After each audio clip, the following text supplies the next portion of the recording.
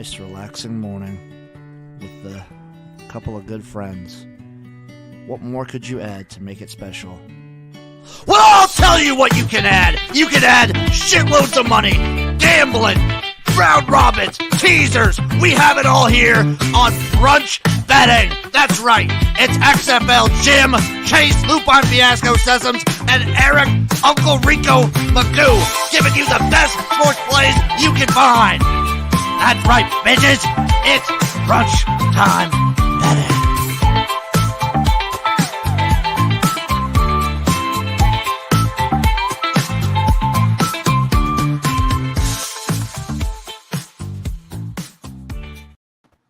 Hello, everybody. Welcome to another episode of Brunch Time Betting. As always, it is me, XFL Jim. Hey, Bud Light Central time.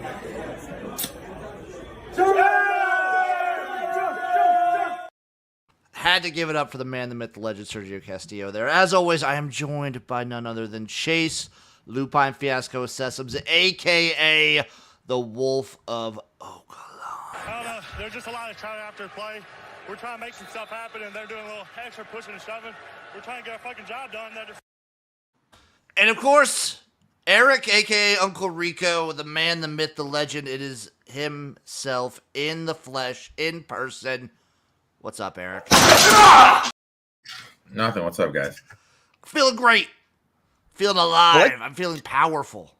I love the towel around the neck vibe that you give. Like, dude, you could either be ready to just bust it out athletically, or you could be like at a bus stop. I was gonna say he could, to add that, Chase, he could also be ready to bust it down sexual style. I'm just gonna say this, or he could have just been done. Yeah. Last year I went to New Orleans for a bachelor party. Day one, night one, I was all button-down shirt, jeans on, rocking the lugs, hair all donned up. Night two, white t-shirt, mesh shorts, towel around the neck, walking down Bourbon, giving two shits. Love it. Love it. Morning, Blizza in the chat. Morning to everyone else out there. What a beautiful time to be alive. Did you boys watch any of the Hall of Fame game on Thursday? A little bit. I was recording while it started and while it ended, so I missed all of it. I was watching the absolute thrashing that Winnipeg was giving BC in the CFL, and I had the NFL. I had the Hall of Fame game up on another screen, and it looked like, as far as preseason goes, not a bad game. The kickoff rule is going to take a lot of people to get used to, and there's going to be a lot of bitching about it. There was a lot of people on Twitter who did not like the kickoff rule. Good thing we're already used to it. What up, XFL? Damn right. Damn right. I appreciate, so I hate the latest chime in, kickoff rule sucks. I mean, would I prefer the old one? Sure. But I like seeing returns. Right. Does the kickoff rule suck, or do you need to start drafting fantasy football players who might house kickoffs? Or a defense. Or a defense. That's a good point. That is a very good point. You are much better at fantasy than me, so I will trust you more than I trust me. I do agree that the new onside kick is dumb. That you have to like declare it and do all that stuff and whatever. They should just eliminate it at this point, it feels like. Just go to the 4th and 12. Just do it. Just do it. Just keep innovating. Just keep innovating, boys. Just keep following the UFL. Keep following the XFL. It's fine. Blizza, I think I talked about this with Erik on his show. Like, did Cordero Patterson become one of the most like valuable players in fantasy now because he's just going to house kickoffs over and over again? Cordell Patterson. Just have the Dolphins put Tyreek back there. They've talked about it. They don't want to get hurt, though. No. With his hamstrings, he's probably going to last, like, instead of 8 games, 4 games. Let's Make Some Money says, NFL's willing to change. Give it a try. If it doesn't work, they'll switch it back. I wouldn't. Depending on how much hate they get, they might just switch it back this season. Man, that's Bush League. That's Bush Bush League. League. They get. They shouldn't, but they might. It depends how much backlash they end up getting. if you commit to a rule, commit to it for the season. I think changing back and forth is Bush. I agree, Chase. I think if they're going to change, they won't change it till after the season. Other than that, I watched a little CFL, had a good week. Chase, be keeping up with the Olympics? You bet your sweet bippy I have. Attaboy. Yeah, it's been fun to watch. Still USA lagging in golds. Like some of our, the girls gymnastics, they performed. I saw a picture of, or I took a picture of one of the men's gymnastics the other day, and he had all this chalk. He was chalking up, and then he accidentally got it all over his nose, and it looked like he was coked out of his mind. It was fantastic. I love that. My favorite event of the week was everything that came out of the pistol shooting. The Turkish dude, that guy's the Turkish dude, man. The Turkish dude's killed people. He's killed people. Dude, just wearing a pair of glasses from Pearl Vision, not wearing the old like wonky like one eye things. I think he was wearing jeans and a t-shirt. Hand in pocket, someone commented that's the real John Wick, just downplaying so he doesn't get caught. Yeah, that's why he's got to get silver instead of gold. Yeah, I mean, Jesus, dude. Everyone. He's for sure killed people, right? Like we know that. Like we don't know, but we know. We don't know, but we can assume. We're not saying he was there when New York Times journalist Jamal Khashoggi was killed in Turkey, but we're not saying that. I thought that was Saudi Arabia. Yeah, but a little tomato. It was in Turkey when it happened. Have you guys seen the female rugby player? Yes. Dude, she is a gem on social media. She posted one thing. She was like, "Yeah, this guy just asked me to move ahead in line. I think our wedding colors are going to be forest green." I mean, she's just a fucking gem, dude. She was like, it's facing Kelsey. Yes. She's the one that she did a post that was like, by body mass index, I'm technically obese. And then she showed a picture of her in a bikini. It was like, you ain't nothing wrong with you, girl. Nothing. She was wearing her Olympic hat. She just said, she goes, some guy just came up and asked me if I was in the Olympics. I said yes. He asked what sport. I told him to guess. He said gymnastics. And I just said, like, dude. When she hits you like Mike Olstad, you'll do some flips. That's for sure. I'll also say, for personal reasons, I did enjoy women's shot put. That was sick. That was cool. That was fun. Did you see Anthony Edwards versus the USA women's ping pong team? Did he actually get to play him? He hasn't played him yet. I think they're going to do it at the end of the thing. Steph said he couldn't win a point. He said he could. So now he's been talking shit, going to all their games and everything. Well, he talked shit to him. Now he's going to support him. I think after both have concluded, they're going to play. And he's going to get smoked, and it's going to be fucking hilarious. It'll be very fun. See, this is why we're not winning golds. It's because everyone is doing way too much fun shit in Paris. Dude, I hear it's a complete shit show there, though, man.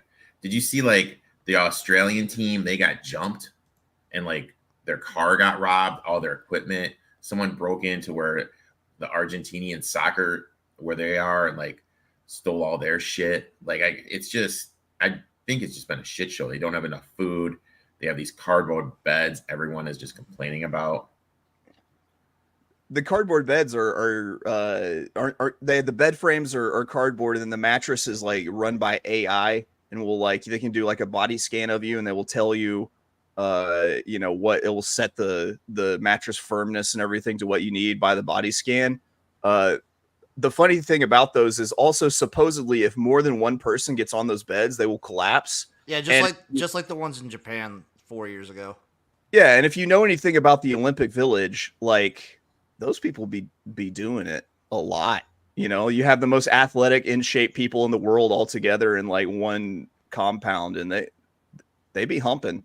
They be humping a lot. All this tells me is that they're going to be finding places other than a bed to have sex. You know what we should have done for today's episode?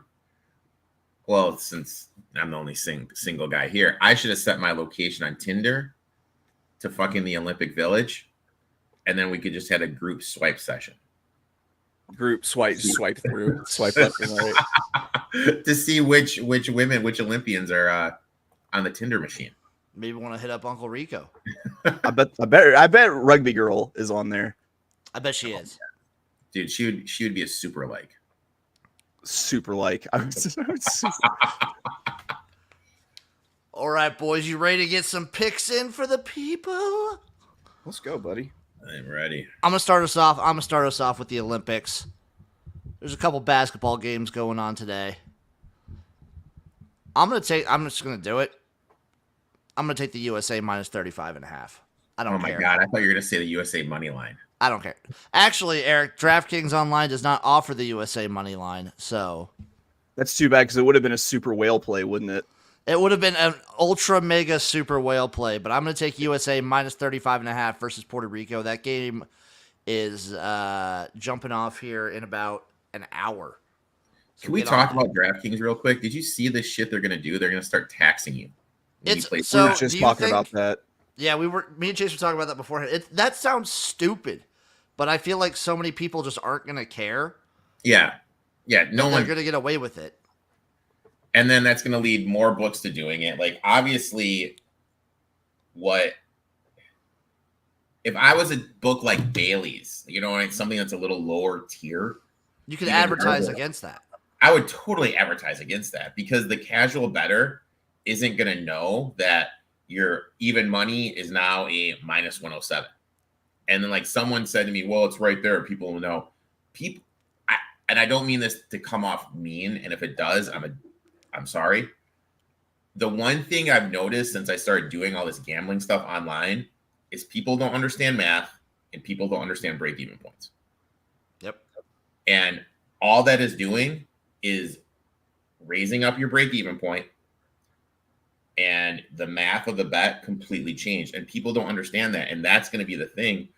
I mean, offshore and bookies are probably going to make a little bit of a comeback. I was going to say, I would just, like, if I didn't already have those as my only option, I would be definitely going back to offshores. It's with horse racing, we have what's known as the takeout, which is like the track's rake from what they get for each bet and everything. And so, like, whenever you're thinking about like your ROI and everything, if your ROI isn't greater than 12%, then you're not beating the track takeout. Like, you've got to be successful past the takeout to actually make a dent in what you're doing. Erik, it's times like these with DraftKings that I always wonder what your buddy at Five Dimes would have said. God, dude, rest in peace, dude. Fucking Tony, dude. Tony would be Tony would be hyping Tony would be advertising it. Yeah. Tony would be like, he'd be celebrating it. Come to Costa Rica. Let big fat Tony take care of it. My first bet, I'm going to the diamond. Give me the Miami Marlins here, plus 185 on the first 5. 11th best hitting team versus righties since the All-Star game. 9th worst are the Atlanta Braves against righties since the All-Star game. There's a lot of value right now in the betting baseball just because teams see the team name and they just immediately go to it. They don't look at how the team has been since the break. And since the break, the Braves have been absolutely putrid. Marlins have been playing better. I like this kid they have going, Tyler Green. And there is no world where Grant Holmes should be this big of a favorite in a Major League Baseball game. So give me the Marlins here, plus 185 on the first 5. I dig that. Chase, where are we rolling? We're going to Saratoga, where they've got a fantastic card today because it is Whitney Stakes Day. And I'm going to race 7. That's the mile and 3/16 Saratoga Derby Invitational purse of $600,000. It is on the Mellon Turf Course, which is the outside turf course with a little bit bigger sweeping turns. And I'm going to be placing a win bet on the 3 Legend of Time at 7-2 for my 2 favorite nicknames in racing now, Charles Appleby, a.k.a. Chucky Apples, and William Buick, a.k.a. Billy Buck. So he flew in Billy Buck from England to ride this horse for Godolphin. This tandem is almost unbeatable when they get together. You're getting a really fair price because there's another European monster in this race named Diego Velasquez, the 4. But I do think that Legend of Time stands to sit a really good trip behind the pace here. And I think that if you try to beat Diego Velasquez, that horse either finishes first or finishes off the board. So play a win bet on Legend of Time and then play an exacta with the 5 deterministic at 6-1. Another one that's got some upside that's won over a wet track, albeit on the dirt before. So I'm going to go win bet on the 3 Legend of Time, and I'm going to do a little box exacta Legend of Time with the 5 deterministic. Okay. I dig it. I'm What race staying is with that the here? Olympics. What race? What? The 7th. You just put up the 6th, though. Or did you do I this? did that. Did you do this? Yeah. Okay. It was 5 with a. Let's make some money saying, isn't it supposed to rain at Saratoga today? It is wet. Right now, the track is marked sloppy. The turf is good, and they've taken all the turf races that aren't stakes races off the turf. But these stakes races will remain on the turf, so these turf picks are still good. I'm sticking with the Olympics for my next pick. I'm going over to women's beach volleyball. It starts in 40 minutes. Tune in right now.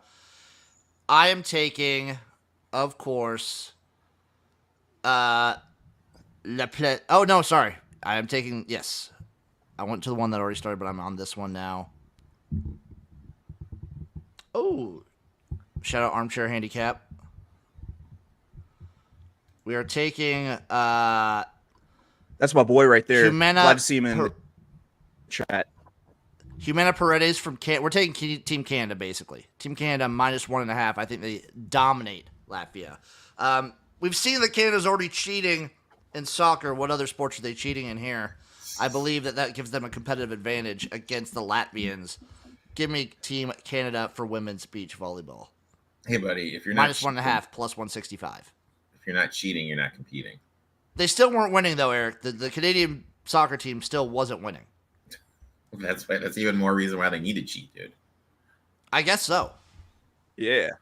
Eric, you're up next, baby. All right. Next bet. Going back to the diamond here. Give me the Oakland A's +150 first 5 since the All-Star break. Oakland, 10th best offense versus right-handed pitching. Dodgers, 20th best offense against right-handed pitching. Oakland has been one of the best hitting teams in baseball post our All-Star break, and literally nobody is talking about. Since the All-Star break on the first 5, 71.4%, 49.3% ROI. Spence, who's pitching for them, has been decent since the break. 1.15 whip, 2.38 ERA. Oakland is insanely getting disrespected. Also, Dodgers are starting Flaherty, who got lit up this year when he pitched for the Tigers against the Oakland A's. I'm going to take the Oakland A's here +150 for the first 5. Respect. Chase, where are we going next? We are going to race 9 at Saratoga, the 8.5 furlong lure stakes, $135,000 purse. This is a really wide open race, and I found a price that I really like in here with the 8 Smokin' Tea at 6-1 for Shug McGahee with Hall of Famer Johnny Velasquez in the irons. For one, this horse won this race last year and did it over yielding turf. Yielding is softer than good, which we're getting today. If you look back at this horse's history, he's got a few wins and a third over these softer turf courses. So I think it's going to play really well for Smokin' Tea here and at a big price. And I expect that price to stay fair because this race is kind of all over the place in terms of directions you can go to pick a winner. And so I think Smokin' Tea is going to provide a lot of value. And be looking for Smokin' Tea to be coming from a little bit off the pace and maybe have first run at some of the speed here. And if he can run back to what he did in the lure stakes last year, he just might get it done today. That he might. I'm going for my next bet to our friends up north in the Canadian Football League. Today we have a matchup of the Rough Riders and the Elks. We get to see Trey Ford get his first start. Every Canadian celebrating. I'm going to take some props in this game. And Eric may crucify me for this one. Dude, you let it up like you're going to... No. Eric, maybe later. Maybe I might have something here. I'm taking Shea Patterson over 256 and a No, half passing no, yards. No, Dude, if no. there's one thing I have learned from watching this Edmonton Elks team play, their defense is the reason they've lost every game. No. It's Their Shane defense fucking is Patterson. so fucking terrible. I don't care. I'm not betting his touchdowns. He has gotten over 250 like 3 times in a row now against better defenses than this. Give me Shea Patterson over yardage. And new quarterback coming in, Trey Ford, getting his first start of the season. He needs a safety net sort of guy. Give me Eugene Lewis over 4.5 receptions. Okay. Eugene. He's been demanding the ball like crazy, and I think the ball's either going to him or it's going to Curly Gittens Jr. I might take Curly Gittens like anytime touchdown for plus money, but I'm just going to take Eugene's receptions prop for the sure thing. Curly Gittens it. Just as an aside, by the way, me and Erik do DFS on Spring Fever for CFL. I texted you already, Erik. The week that we don't pick Charleston Rambo, I think he got 2 touchdowns. And I said specifically, he's been letting us down. We can't really let him do it again. And I think he's I'd have to confirm, but I think he might be the number 1 receiver right now.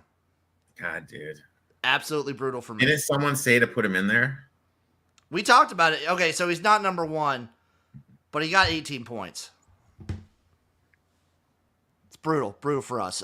Erik, you are up next.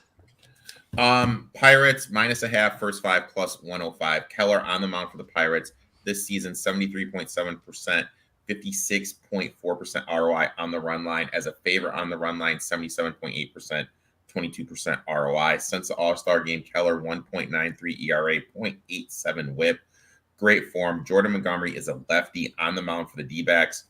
Since the All-Star break, Pirates' second best offense against lefties. Montgomery, after the All-Star game, 7 ERA, 1.77 whip. I think the Pirates are going to be able to get to him. Keller has been a cash cow this year, first 5 on the spread line. Why change something that's been working, dude? Give me the Pirates -0.5, first 5. That's fair. That's fair. Chase, what's your third play? I'm finishing it up with the big race at Saratoga, race 11, the grade 1 Whitney Stakes on the dirt going 9 furlongs. It is a $1 million purse. And I'm just going to lean into a horse that I liked before the rain and I like even more after the rain. And that's the 5 First Mission, 9-2. Brad Cox trained, Florent Giroux up, as they like to call Florent Giroux and Brad Cox when they come together, the Flocox. The Flocox has this horse, I think, tuned up, ready to go. It's coming off of a down performance in the Stephen F. Foster. But if you look back, the last race was with Ali Sheba at Churchill Downs, ran a 106 buyer on the slop and won it by 4. I think that is going to play really well against a favorite in the 3, National Treasure, who does not run well in the wet. California horse that does not run well in the wet. So I think you have now you have a little bit of a knock against National Treasure that makes taking First Mission a lot more palatable. So let's go with First Mission at 9-2, the number 5 in Saratoga, race 11. I dig it. I quite dig it. Boys, it's time. Any parlays, big ones out there that you have? I have one. It's a double football play. I'm going to the Australian Football League tonight.